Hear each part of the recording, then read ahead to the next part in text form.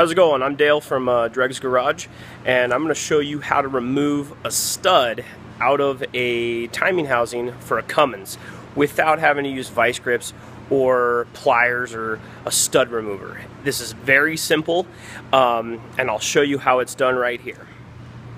So here we have two 15mm wrenches and two of the nuts coming off of the P-pump housing, or if it's coming off your VP44 or your VE pump, it doesn't matter as long as they fit the studs. This is off a 24 valve that had a little dowel pin, or dowel pin issue. Dowel pin fell out at around 200,000 miles, and it cracked the case, and it destroyed the case actually. It didn't just crack it. So I'm actually getting an aftermarket one, and I will be doing a video on those shortly. The difference between an aftermarket, a factory Cummins, the price differences, and also the difference between a VP44 and a P-pump gear timing housing. This one I took out, and I'm going to be honest, I took it out with a vice grip, and it kind of messed up the machine surface where the pump actually sits, the center part of the stud. And so what I'm going to do is I'm going to actually replace this one, and I will keep these three as spares. I already bought a set. The studs run about $3.50 to $4 a piece, depending on if you get them straight from Cummins or if you get them from a Cummins dealer that is not Cummins. I actually was able to get mine cheaper through a Cummins dealer, but it wasn't Cummins direct, because Cummins wanted a little bit more and it was a longer wait time, so I bought them from somebody else. So what you do is you take the nuts and you screw them on, screw one on backwards. So we're gonna screw this one on backwards. We're gonna take this one and we're gonna back it up with another one. And then what I'm gonna do is I'm gonna take one wrench and put it on the bottom. I'll show you. I'm gonna take one and put it on the top. And then actually, sorry, backwards here. There we go. And I'm gonna tighten them down to each other. And then what I'm going to do is I'm going to just twist this off, and actually you can actually see that stud being removed. See that stud spinning? That stud is being removed by itself. No damage to the threads at all, and the nuts, you just have to be able to get the nuts off. Now, what I found out is if you leave it in a little bit, what you can do is just leave it in a little bit where you can, it's like hand tight from the stud. You do kind of the same thing. You remove the top nut, loosen it. Sorry. Just get those nuts right off there, and I'm actually going to move over to the next stud and do the same thing. Now, I am actually have an eBay store that I'm starting. It's going to be Dreg's Garage Diesel Parts. I might change that name. You never know.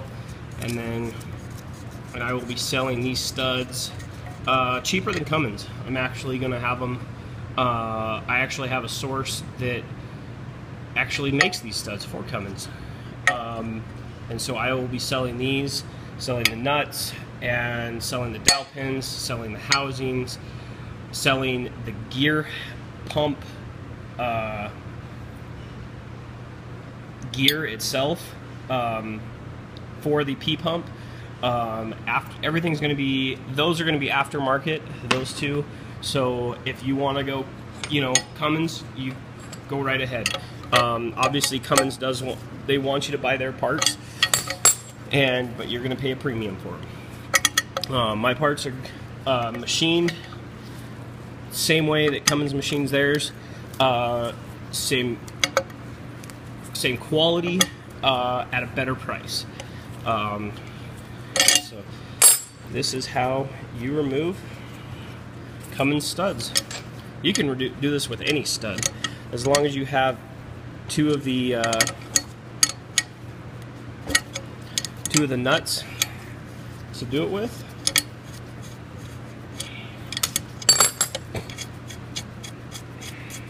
It's very simple, and anybody can do it. Just, you know, put your mind to it. A little bit of elbow grease, and it can be taken care of in pretty quick.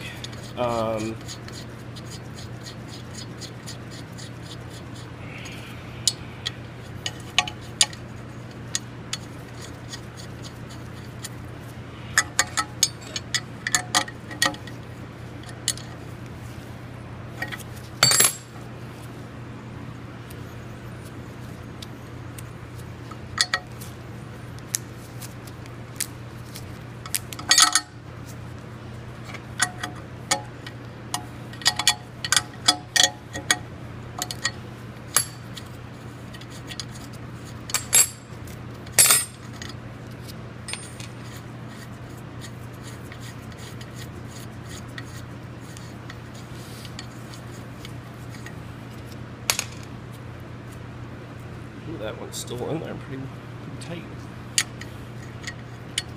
This motor did sit outside for a little bit after it was removed from the 97 Dodge that it was in.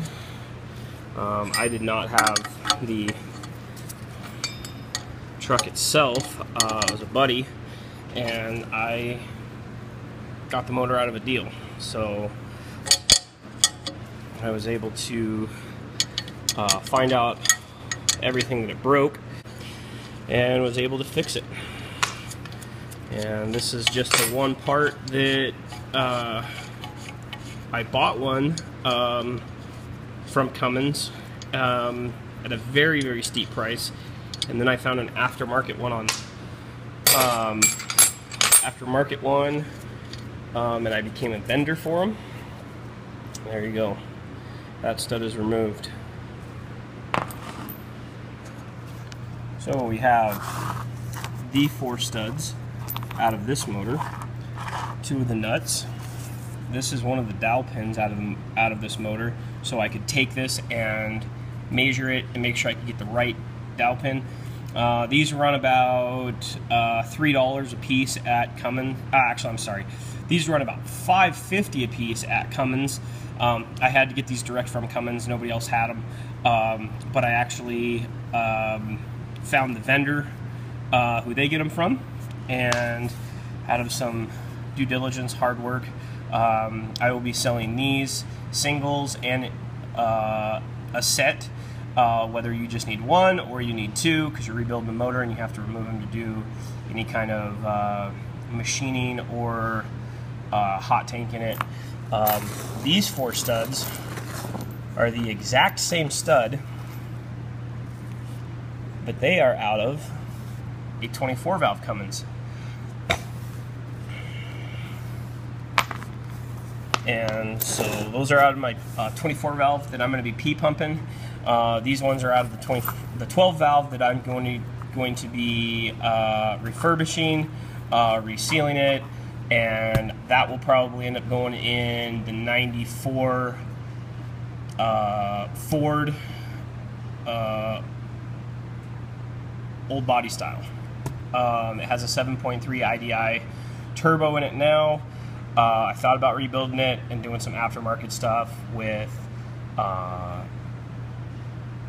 R&D Performance out of Washington, but at this point I have 2 Cummins motors to put in it, and I'm going to put one of them in it. It's either going to be the 24 valve P-pumped or it's going to be the 12 valve. We'll see which one gets finished first, and there we go. 4 studs removed, under 10 minutes. Not bad. Save yourself, you know, $12 to 20 bucks in parts and hassle from taking them out yourself instead of having to buy brand new ones from Cummins direct. Thank you very much. Like and subscribe. Give it a thumbs up if you liked it, if it was helpful, if you learned anything. Look forward to posting some more videos about Cummins and some of the aftermarket stuff out there for 12 valves, 24 valves, and even some 4 BT Cummins stuff. Thank you very much. Bye. Well, that is how you do it. Removing studs out of a Cummins timing cover housing, gear housing. Did it under 10 minutes. You can't beat that for 10 minutes of your time. A couple 15mm wrenches, a couple of nuts off the studs themselves. Just back them up. That's all you got to do. Put one on upside down, put the other one on right side up, back them up, tighten them up, and back them off. It's that simple. If you have any questions, comments, concerns, like and subscribe, give it a thumbs up. I look forward to hearing from you guys. Thanks.